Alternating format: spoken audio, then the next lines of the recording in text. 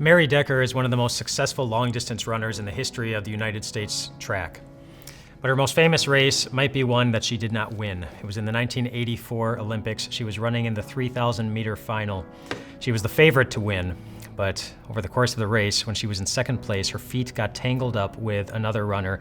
She ended up falling to the side of the track, hitting really hard, and was not able to get back up and finish the race. She ended up losing. I still remember the picture on the front of Sports Illustrated that year of Mary Decker just sobbing as the other runners ran by. There was a little bit of controversy around that because at first, Mary Decker accused the person whose feet she got tangled up with of intentionally tripping her.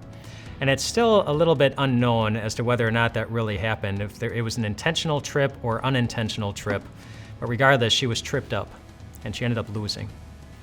There's a passage in the Bible that says that we actually kind of do that to ourselves sometimes. We trip ourselves up in our lives. It says this in Galatians chapter 5, "You were running a good race. Who cut in on you and kept you from obeying the truth?" In other words, we trip ourselves up when we stop obeying the truth that God gives us in His Word. When we think it's not a good idea to do the things that God wants us to do, when we tell ourselves, what do you mean I'm supposed to forgive my enemies? What do you mean I'm supposed to love my enemies? What do you mean I'm supposed to be pure until I'm married? What do you mean I'm not supposed to worry? Those are hard things to do. And Jesus knows. Sometimes it's hard to do what God wants us to do. When he was in the Garden of Gethsemane, he literally sweat drops of blood. He was feeling so much stress because of the very difficult, hard task that his Father had placed in front of him. The hard task of enduring a cross and all the pain that went along with it, just to love us. But he did go through with it. He said, "Not what I want, Father, but what you want." In other words, he trusted that what his Father wanted him to do was the best. And it is for you too.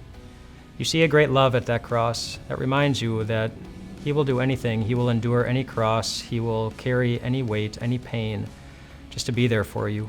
And so when you look at his laws and when you look at the hard things that he wants you to do, the hard tasks that it takes a little bit of encouraging to carry through, see the love behind them. Remind yourself that it's not going to hurt you.